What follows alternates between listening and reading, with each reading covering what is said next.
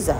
এইটি খেতে আমরা এখন সকলেই খুব ভালোবাসি, তাই আমি আপনাদের সামনে আজকে করে দেখাবো চিকেন পিৎজা। নমস্কার বন্ধুরা, আমি শ্রাবন্তিকা।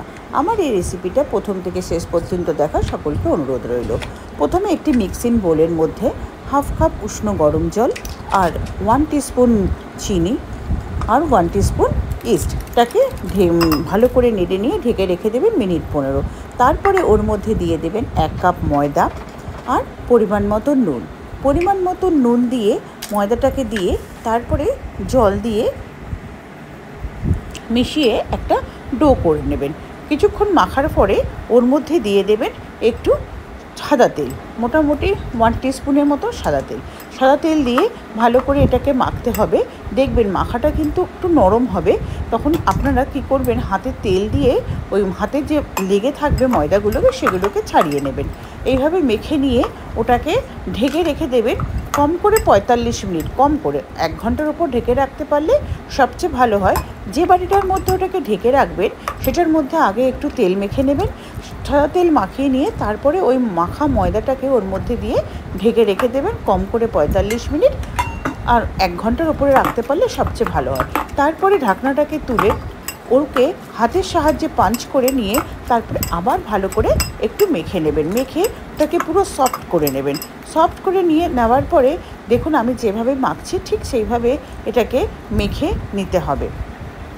নিয়ে তারপরে আমাদের রুটি বেলনির মধ্যে ওটাকে নিয়ে একটা বড় গোলের রুটির মতন করতে হবে। এটা খুব মোটাও হবে না আবার খুব পাতলাও হবে না, মোটামুটি একটা রুটির মতন শেপ করে নেবেন। করে নিয়ে তারপরে আমি যেহেতু মাইক্রোওভেনে এটাকে বেক করেছি তাই মাইক্রোওভেনের ট্রের মধ্যে একটু সাদা তেল ছড়িয়ে তার উপরে ময়দা দিয়ে ওটাকে আমি ওই ট্রেটার মধ্যে দিয়ে নিয়েছি। ওই ট্রেটার মধ্যে দিয়ে হাতের সাহায্যে প্রেসার দিয়ে ওই পিৎজা ব্রেডটাকে আমি স্প্রেড করে নিয়েছি। এইভাবে দেখুন যেভাবে আমি করছি পুরো ট্রেটাকে জুড়িয়ে আমি ওটাকে স্প্রেড করে নিয়েছি। এইভাবে পুরো স্প্রেড করে নেবেন, দেখবেন খুব মোটাও নেই কিন্তু খুব পাতলাও নেই।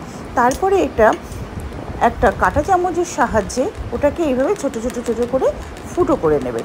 ফুটো যেই হয়ে যাবে ওর উপরে লাগিয়ে দেবেন পিৎজা সস। এটা আমার হোমমেড পিৎজা সস আমি ঘরেই বানাই।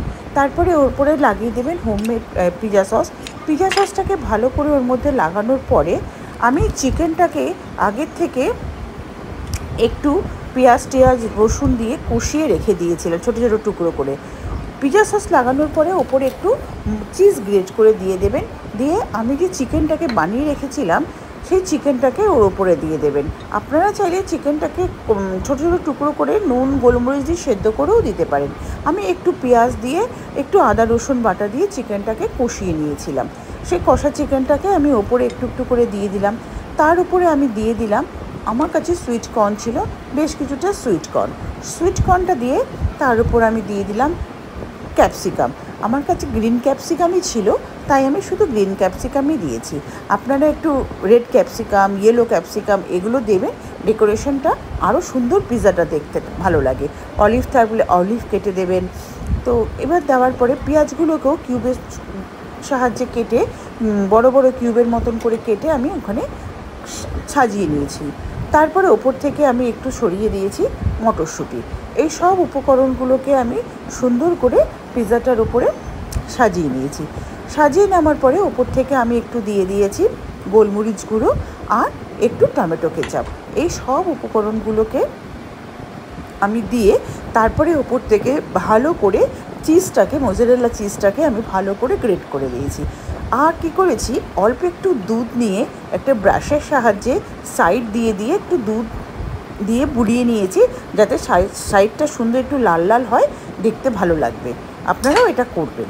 তারপরে এভাবে করার পরে মাইক্রোওভেনটাকে 180 ডিগ্রিতে প্রিহিট করে নিয়ে 20 থেকে 25 মিনিট বেক করলেই আপনার হয়ে যাবে পিৎজা। দেখুন এইরকম হয়ে গেছে পিৎজাটা, কত সুন্দর দেখতে হয়েছে, যেমন দেখতে হয়েছে তেমন খেতে হয়ে গেছে। এইভাবে আমার তৈরি হয়ে গেছে হোমমেড চিকেন পিৎজা।